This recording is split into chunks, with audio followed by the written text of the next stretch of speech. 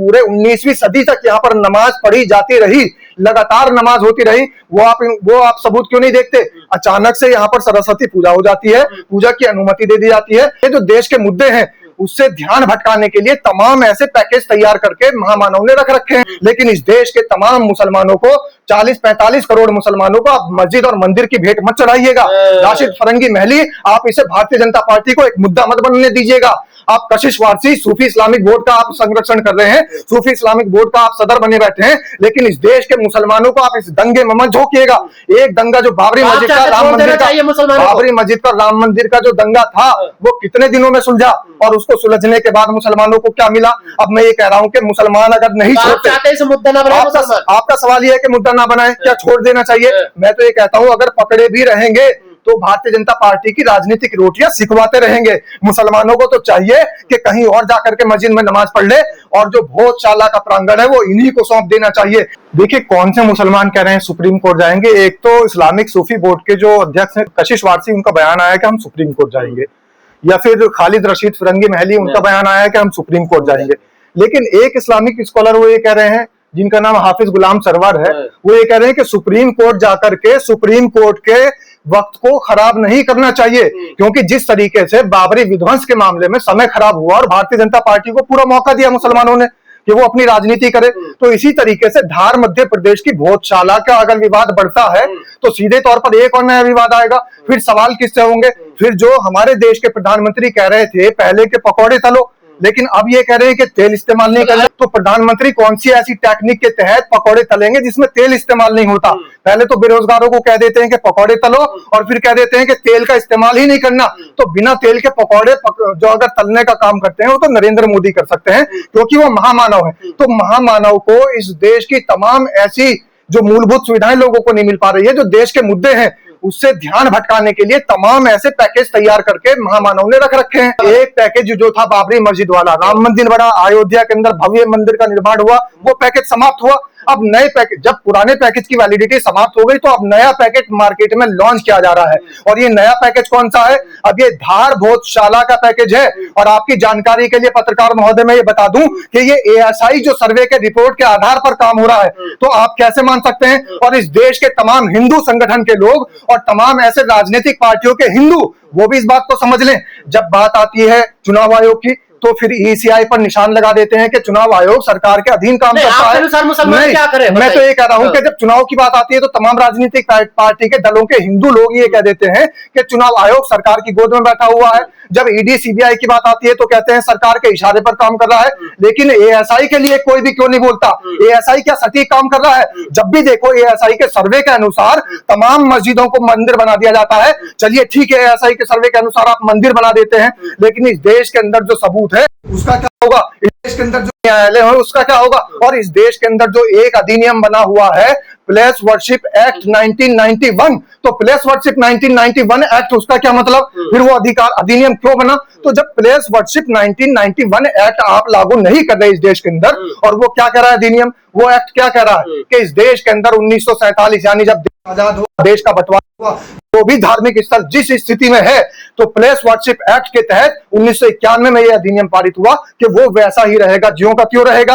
अब आप सबूत देख लीजिए, जो 1860 का गजेटियर है, 1860 के गजेटियर में जो अंग्रेजों के पास भी मौजूद है, हमारे देश में तो ये इल्जाम लगा दिया जाएगा, आरोप मस्जिद बनाई गई है। मैं तो ये कह रहा हूं कि आप इल्जाम ये लगा देंगे कि यहाँ पर तो छेड़छाड़ हुई होगी इतिहास से, लेकिन जो अंग्रेजों के पास में गजेटियर मौजूद है 1860 का गजेटियर, उसके अंदर तो जब यहाँ पर दिखाया जा रहा है इस जगह को, वो बाबा कमालुद्दीन शाह की दरगाह दिखाई जा रही है जो 14वीं सदी में यहाँ पर आए। राजा भोज द्वारा मंदिर भी बताया जा रहा है, राजा भोज द्वारा तो 11वीं सदी में दिखाया जा रहा है, लेकिन 14वीं सदी में जो राजा कमालुद्दीन शाह, जो एक सूफी है, संत है, जो सूफी राजा है, तो राजा कमालुद्दीन शाह की दरगाह है। और दूसरी बात मैं ये कहता हूं कि अगर 11वीं शताब्दी में सरस्वती मंदिर यहाँ पर था, तो 14वीं सदी में ये दरगाह कैसे बनी? और उस प्रांगण के अंदर जो वो कब्र बनी हुई है जो राजा कमालुद्दीन शाह की है, जो सूफी कमालुद्दीन शाह की है, उस कब्र का आप निरीक्षण क्यों नहीं करते?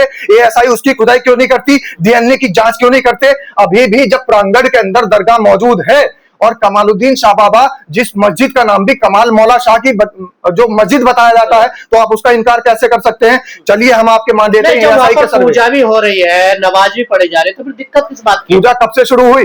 2003 के बाद से पूजा वहां पर आई है आपके रूटीन में। इससे पहले 18वीं शताब्दी का गजेटियर, उसके सबूत आप क्यों नहीं देखते? 14वीं सदी के अंदर जब यहाँ पर आए थे कमालुद्दीन शाह, वो सबूत क्यों नहीं देखते? वहां पर जो दरगाह मौजूद है सूफी की, वो क्यों नहीं देखते? उसके अलावा जब पूरे 19वीं सदी तक यहाँ पर नमाज पढ़ी जाती रही, लगातार नमाज होती रही, वो आप सबूत क्यों नहीं देखते? अचानक से यहाँ पर सरस्वती पूजा हो जाती है, पूजा की अनुमति दे दी जाती है, और पूजा की अनुमति मैं तो ये कह रहा हूँ कि चलिए 19वीं सदी से पूजा यहाँ पर हो रही है, लेकिन इससे पहले से तो नमाज हो रही थी। मध्य प्रदेश हाई कोर्ट ने तो फैसला दे दिया, एएसआई की रिपोर्ट के आधार पर दिया ना।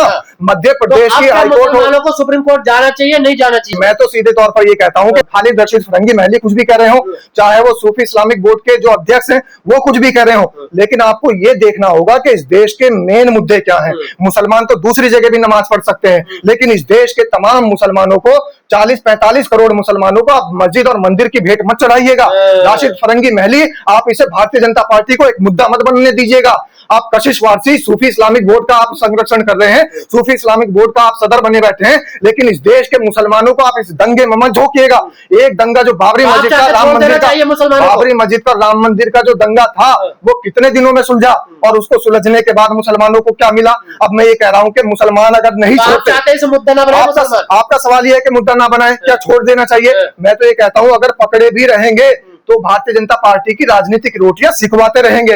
मुसलमानों को तो चाहिए कि कहीं और जाकर के मस्जिद में नमाज पढ़ ले, और जो भोजशाला का प्रांगण है वो इन्हीं को सौंप देना चाहिए, और खुद जाकर के उन्हें ये दिखा देना चाहिए, प्राथमिकता दिखाते हुए ये कहना चाहिए कि हमने हिंदू भाइयों के लिए मंदिर बना दिया, आइए इसमें पूजा करिए। उन मुसलमानों को कैसे समझाओगे जो ये कह रहे हैं कि हमने बाबरी मस्जिद तो शहीद होने दी, लेकिन दूसरी मस्जिद शहीद नहीं होने देंगे? तो यहाँ पर मस्जिद है कब? सिर्फ जुमे की नमाज की अनुमति है। इससे पहले तो यहाँ 5 वक्त की नमाज हुआ करती थी, लेकिन 14वीं सदी से लेकर 19वीं सदी तक नमाज हुई। 19वीं सदी के बाद यहाँ पर नमाज नहीं हो पा रही है। कौन सा मुसलमानों ने वहां पर नमाज सुचारू रूप से शुरू करा ली? अब जाकर के जुमे की नमाज की अगर अनुमति थी, अब जुमे की नमाज की अनुमति भी खत्म हो जाएगी। अगर पूजा की अनुमति दे दी गई है, तो समझ लेना चाहिए कि अगर सुप्रीम कोर्ट भी ले जाएंगे इस मुद्दे को, तो बाबरी मस्जिद का मुद्दा भी तो सुप्रीम कोर्ट लेकर के गए थे। क्या वो आस्था के बिहाफ पे फैसला नहीं हुआ? यहाँ पर भी आस्था की बेस पे फैसला हो जाएगा। यहाँ पर मुसलमान क्या करेंगे? मुसलमान फिर लड़कर रह जाएंगे। मुसलमान यहाँ क्या करेंगे? धार भोजशाला के नाम पर कत्लेआम होता रहेगा, और मुसलमान हमेशा इस देश में इसी मंदिर मस्जिद के विवाद में पिछड़ता रहेगा। मुसलमानों को चाहिए, और दूसरा एक विकल्प और शुरू हो चुका है। जब ये फैसला आया, इस फैसला आने के साथ साथ एक विकल्प और दिया गया कि दूसरी कोई जगह ले लीजिए जहां पर आप मस्जिद बना लीजिए। सरकार से आप अपील कर सकते हैं दूसरी जगह। आप मुझे बताइए, जब बाबरी मस्जिद का फैसला आया, जब धनारी के अंदर मस्जिद बनाने का एक विकल्प दिया गया, अभी तक वो मस्जिद कहां पर बनी हुई है? बाबरी मस्जिद की जगह पर तो भव्य राम मंदिर बन चुका है, लेकिन मुसलमानों को जो जगह दी गई थी वो 5 एकड़ जमीन और वो धनारी की मस्जिद, वो अभी तक क्यों नहीं बन पाई? उसकी फाइलें कैसे सरकार ने अटका रखी है? जब आप बात करेंगे कि उसका क्या हुआ, तो आपको जवाब मिलेगा कि उसके जो है नक्शे अभी पूरे नहीं बन पाए हैं। राम मंदिर का नक्शा। विवाद अब खड़े हो रहे हैं, क्या इसका विपक्ष भी जिम्मेदार है कहीं ना कहीं? देखिए, हमेशा से विपक्ष जिम्मेदार रहा है। विपक्ष के समय से ही ये विवाद उपजे हैं, और विपक्ष के समय से ही अभी तो एक ज्ञानवापी का मामला भी चल रहा है। ये सारे पैकेज हैं जो मैं आपको बता रहा हूं। उन्हीं पैकेज में से जो राम मंदिर का पैकेज समाप्त हो चुका है, उसकी वैलिडिटी अब ये निकाल कर लेकर आए हैं धार भोजशाला। इस धार भोजशाला का मामला सुप्रीम कोर्ट तक पहुंचा दिया गया है। इस देश के तमाम मूलभूत सुविधाओं के मुद्दों से भटकाने के लिए नया मामला आ जाएगा, और फिर उसके बाद में ज्ञानवापी मस्जिद का मामला आएगा, काशी विश्वनाथ का मामला आएगा। तमाम ऐसे मुद्दे हैं जो भारतीय जनता पार्टी के पास में एक पैकेज के रूप में रखे हुए हैं।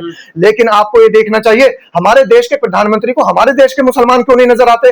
जब वो यूएई में जाते हैं, दुबई में जाते हैं, तो वहां पर तो शेख मोहम्मद बिन जायद और जो शेख मोहम्मद बिन जायद नाहयान है वहां पर, अल नाहयान, उनसे जाकर के गले ऐसे लगते हैं जैसे सारस पंख फैला देता है, दूर से हाथ फैला करके गले लगते हैं। मतलब बाहर का मुसलमान भाई और देश का मुसलमान गद्दार। देश के मुसलमान के साथ हमेशा दोहरापन, हमेशा दोहरा व्यवहार। वो कहां गद्दार कहते हो? तो सबको भाई बताते हैं। भाई किसको बता रहे हैं? डीएनए भाई बता रहे हैं, मोहम्मद बिन जायद अल नाहयान को भाई बता रहे हैं, अब्बास अरागची को भाई बता रहे हैं। अब्बास अरागची जब यहाँ पर आए, तो अब्बास अरागची का किस तरीके से स्वागत हुआ। कुल मिलाकर आप ये चाहते हैं कि भोजशाला को छोड़ देना चाहिए मुसलमान को, जो करना करे सरकार? मुद्दे खत्म कर देना चाहिए। सीधे तौर पर भारतीय जनता पार्टी के जिस तरीके के ये पैकेज हैं, चाहे वो बाबरी मस्जिद वाला मामला हो, चाहे वो भोजशाला का मामला हो, चाहे वो ज्ञानवापी का मामला हो, चाहे वो काशी विश्वनाथ का मामला हो, तमाम ऐसे विवादित ढांचे। और सही तरीके से मैं आपको बता दूं, जो सच्चा मुसलमान है वो इन लफड़ों में पड़ेगा नहीं, क्योंकि विवादित स्थल पर कभी नमाज नहीं होती। सूफ इस्लामिक बोर्ड के जो अध्यक्ष है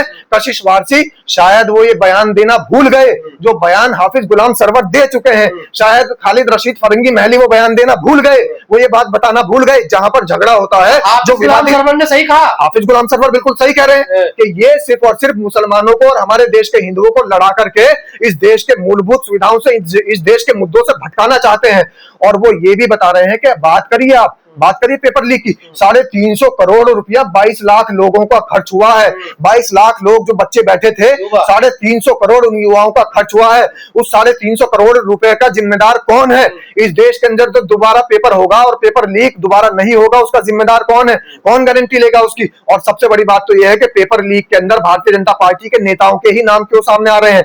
और अगर उनके नाम सामने आ रहे हैं तो भाजपा ही शामिल क्यों है? और जो लोग पकड़े जा रहे हैं वो ये बात क्यों कहते नजर आ रहे हैं कि बड़ी मछली बच जाती है, बड़े नाम कभी सामने नहीं आते हैं? तो उन मंत्रियों के नाम भी तो खुलने चाहिए, उन मछलियों का नाम भी तो उजागर होना चाहिए। तो इस देश के अंदर पत्रकार महोदय, आप भी, ये देश की मीडिया भी, और इस देश की सत्ताधारी पार्टी भी, और सरकार में बैठे तमाम मंत्री भी, और सरकार की गोद में खेलने वाले तमाम मुस्लिम नेता भी इस देश के माहौल को सिर्फ और सिर्फ हिंदू मुस्लिम के विवाद में भड़काना जानते हैं। इस देश की मूलभूत सुविधाओं से उनको कोई सरोकार नहीं है।